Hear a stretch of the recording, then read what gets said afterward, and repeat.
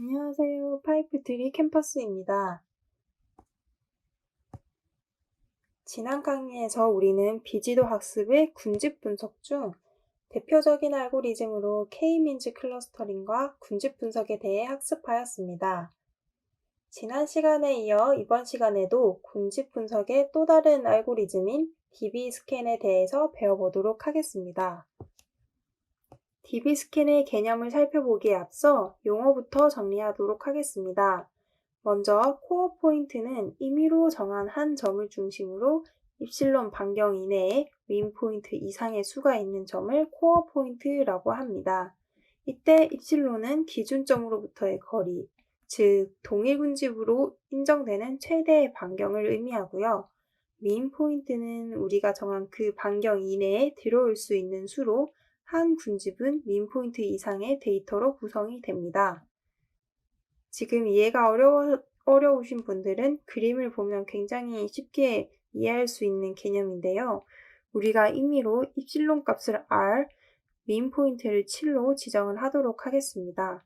그럼 점 1을 중심으로 반경 R 이내에 하나의 군집으로 묶었을 때 포인트들이 7개 이상인 것을 확인할 수 있습니다. 이런 1과 같은 점을 우리는 코어 포인트라고 합니다. 그림을 보니 굉장히 쉽게 이해가 되죠? 그 다음 벌더 포인트는 이러한 군집에는 속하지만 스스로는 코어 포인트가 되지 않는 점을 의미하는데요. 마찬가지로 그림을 보면 1이 만든 군집에 속하는 2를 살펴보도록 하겠습니다. 2는 반경 R 이내의 군집을 형성을 하였을 때 하나, 둘, 셋, 넷, 5개, 5개로 우리가 정한 민 포인트 이하의 점으로 군집을 이루게 됩니다. 이러한 이와 같은 점을 우리는 벌더 포인트라고 합니다. 똑같은 방식으로 2, 3, 4, 5, 6, 7에 대해서 군집을 형성했을 때에도 어느 군집에도 속하지 않는 점을 노이즈 포인트라고 하는데요. 아래 그림 8을 보면 우리가 어떻게 군집을 만들어도 속하지 않는 것을 확인할 수 있습니다. 그래서 8과 같은 점을 노이즈 포인트라고 합니다. 이제 본격적으로 DB스캔의 개념에 대해 살펴보도록 하겠습니다. 지난 시간에 K-민즈 알고리즘 배웠던 거 기억하시죠? K-민즈 클러스터링 알고리즘이 동일 클래스에 속하는 데이터는 어떤 점을 중심으로 분포할 것이다 라는 가정을 기반으로 하기 때문에 우리는 K-민즈 클러스터링 계산하기 전에 먼저 중심점을 정하고 그 중심점을 기반으로 거리로 클러스터링을 했던 것을 기억하실 텐데요. 혹시 기억이 안 나시는 분은 이전에 K-민즈 클러스터링 강의를 다시 들어보시고 DB스캔 강의를 듣는 것을 추천드립니다. 반면에 DB스캔은 동일 클래스에 속하는 데이터는 서로 근접하게 분포할 것이다 라는 가정을 기반으로 데이터 밀도를 이용해서 군집하는 알고리즘입니다. 아래 그림을 보면 K-민즈나 병합 군집 같은 경우에는 거리 기반으로 계산을 하기 때문에 원의 형태로 클러스터 모양이 구성되는 것을 확인할 수 있습니다. 이 K-민즈 같은 경우에는 첫 중심점이 여기고 이것을 기반으로 거리로 계산을 했겠죠. 반면에 DB스캔 같은 경우에는 데이터 밀도를 이용해서 계산을 하기 때문에 이렇게 복잡한 알고리즘에 대해서도 이쁘게 우리가 원하는 대로 분류할 수 있는 것을 확인할 수 있습니다. 그럼 이제 DB스캔의 군집화 과정을 살펴보도록 하겠습니다. 사전에 우리가 입실론을 R, 민 포인트를 7로 정했다고 가정하도록 하겠습니다. 그럼 DB스캔은 처음에는 랜덤하게 한 점을 선택한 후에 그 점을 기준으로 입실론 R만큼의 반경 이내에 있는 점의 수가 민 포인트 이상의 수가 있다면 코어 포인트로 할당하게 됩니다. 아래 그림에서 점 1이 만든 군집 이내에 있는 점이 7개로 우리가 정한 민 포인트 이상이니 1은 코어 포인트라고 할 수 있습니다. 이 내용은 앞서 우리가 코어 포인트 용어를 할 때 정리해서 이해하기 쉬우시죠? 그 다음에는 우리는 코어 포인트 군집에 해당되는 포인트를 기준으로 다시 입실론만큼의 반경 이내의 민 포인트 개수를 확인하면 됩니다. 예를 들면 아까 점 1이 만든 군집 내에 속하는 점 2를 기준으로 다시 반경 R만큼의 있는 것을 군집으로 만든 후에 포인트의 개수를 세어보면 지금 하나, 둘, 셋, 넷, 다, 여, 일곱 동일하게 7개가 있는 것을 확인할 수 있죠. 그러면 점 2 또한 코어 포인트가 되고요. 그럼 이 코어 포인트들은 같은 군집이 연결된 것으로 간주하기 때문에 하나의 군집으로 할당하게 됩니다. 과정 2와 마찬가지로 또다시 코어 포인트 군집에 해당되는 포인트 하나를 기준으로 예를 들면 3을 기준으로 입실론 반경 R만큼 이내의 데이터 포인트들의 개수를 확인하고 지금 같은 경우에는 하나, 둘, 셋, 넷, 5개죠. 이게 민 포인트 이상의 데이터가 없다면 벌더 포인트로 할당하게 됩니다. 3의 경우에는 아까 본 것처럼 우리가 지정한 반경 R 이내에 데이터 포인트가 5개이기 때문에 벌더 포인트가 됩니다. 그 다음 모든 점이 할당할 때까지 1에서 3 과정을 계속 반복하고 코어 포인트도 볼더 포인트에도 속하지 않아서 군집이 되지 않는 8과 같은 포인트는 노이즈 포인트로 할당하고 모든 과정을 종료하게 됩니다. 그 다음으로 DB스캔의 하이퍼 파라미터에 대해 살펴보도록 하겠습니다. 대표적인 DB스캔의 하이퍼 파라미터는 2가지 정도 될 수 있는데요. 2개 다 DB스캔 계산 과정에서 살펴보았기 때문에 굉장히 이해하시기 쉬울 것이라고 생각됩니다. 먼저 군집 내 최소 샘플 수는 앞선 민 포인트에 해당되는 값으로 생각하시면 되는데요. 코어 포인트 선정을 할 때 한 군집이 포함되는 점, 샘플의 수를 의미합니다. 그 다음 군집의 최대 반경은 하나의 군집을 형성하기 위해 설정하는 반경의 길이입니다. 둘 다 이해하기는 쉬우시죠? 근데 지금 한 가지 궁금한 점이 생길 텐데요. 그렇다면 이런 최소 샘플 수와 최대 반경은 어떻게 지정을 해야 되느냐라는 것인데 사실 데이터에 대한 이해도가 낮을 때에는 이런 것을 지정하는 게 굉장히 어려울 수 있습니다. 그래서 처음에는 원래 설정된 기본값으로 한번 알고리즘을 돌린 다음에 조금씩 하이퍼 파라미터를 변경해서 보는 것을 추천드립니다.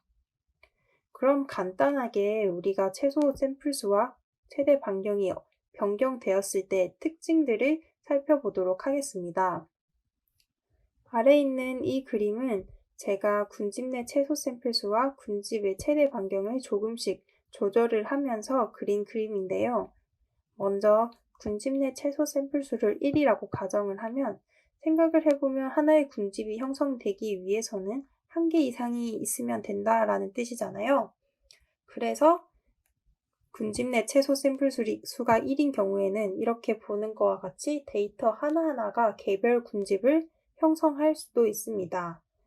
그 다음에 군집 내 최대 반경을 이렇게 너무 작게 설정한 경우에는 어떤 포인트도 핵심 포인트가 되지 못하고 모든 포인트가 잡음 포인트로 분류가 될 수 있습니다.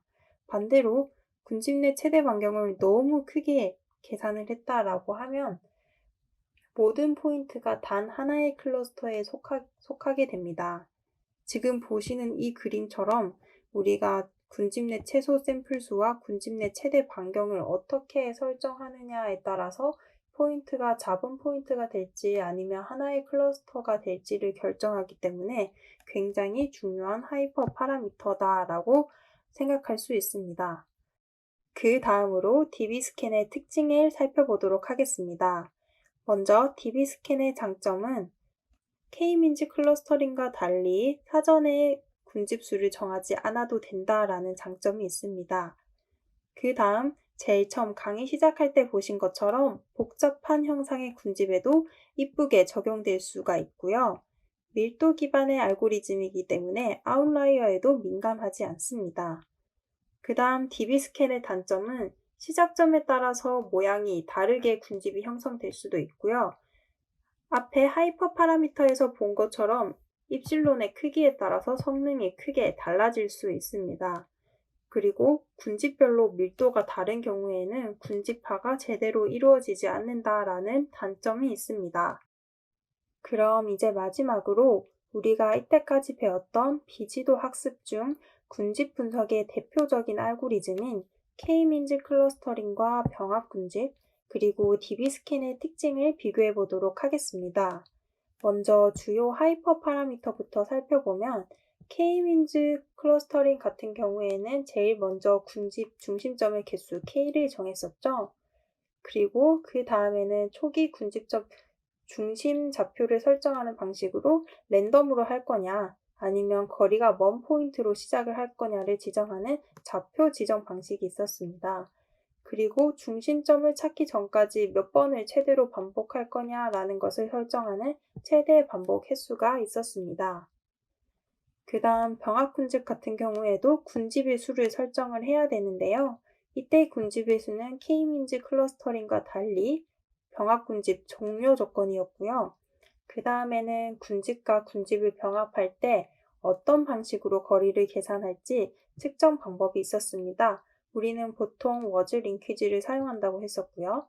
그 다음에는 개체 간의 거리를 계산을 할 때 어떤 방법으로 계산을 할 거냐라는 건데, 보통 우리는 유클리디안 거리를 사용한다고 했었고, 워즈 링키지를 사용할 경우에는 유클리디언만 사용 가능하다라고 했었습니다.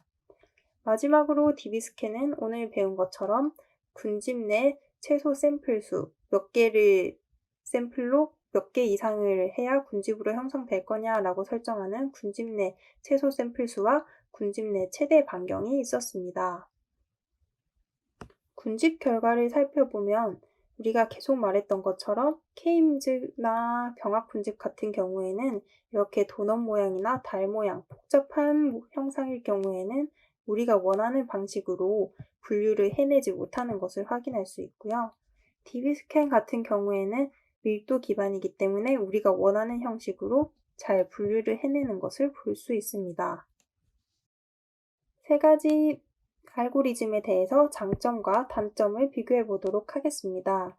먼저 K-민즈 클러스터링 같은 경우에는 구현이 쉽고 간결하기 때문에 비교적 속도가 빠른 알고리즘에 속했고요. 다양한 데이터에도 적용이 가능하다라는 장점이 있었습니다. 반면에 거리 기반이기 때문에 퓨처수가 많아지면 정확도가 떨어지고 아웃라이어에 민감하고 복잡한 형태에는 적합하지 않는다라는 단점이 있었고요. 또 반복 횟수가 많아지게 되면 연산 속도가 조금 느려질 수 있으며 우리가 몇 개의 군집을 선택해야 될지 판단이 어렵다라는 단점이 있었습니다. 병합 군집 같은 경우에는 K-민즈 클러스터링과 달리 군집 화수를 사전에 정하지 않아도 됐고 직관적으로 이해하기 쉽다라는 장점이 있었습니다.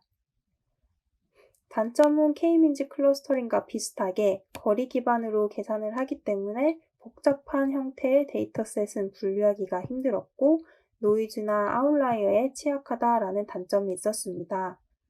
또 퓨처수가 많아지게 되면 덴드로그램으로는 표현하기가 어려웠고 계산은 단순하긴 하지만 병합 단계별로 계산해야 되기 때문에 계산 비용이 상대적으로 높다라고 했었습니다. 그리고 마지막으로 병합 군집은 그리디한 방식으로 한번 만들어진 군집은 다시 되돌릴 수 없는 단점이 있었습니다. DB스캔은 오늘 다뤘던 것처럼 군집화 수를 사전에 정하지 않아도 되고 K-민즈 클러스터링이나 병합 군집과는 다르게 복잡한 형상의 군집도 이쁘게 잘 분류해낼 수 있다는 장점이 있었고 아웃라이어에도 민감하지 않았습니다. 하지만 단점으로는 시작점의 위치에 따라서 군집의 모양이 달라질 수 있고 하이퍼 파라미터인 입실론의 크기에 따라서 성능이 매우 크게 좌우가 되었습니다. 그리고 군집별로 밀도가 다른 경우에는 군집화가 제대로 이루어지지 않는다라는 단점이 있었죠. 네, 이것을 마지막으로 우리는 비지도 학습 중 군집 분석에 대한 것을 모두 배웠습니다. 다음 시간에는 비지도 학습의 마지막인 연관 규칙 분석에 대해서 배워보도록 하겠습니다.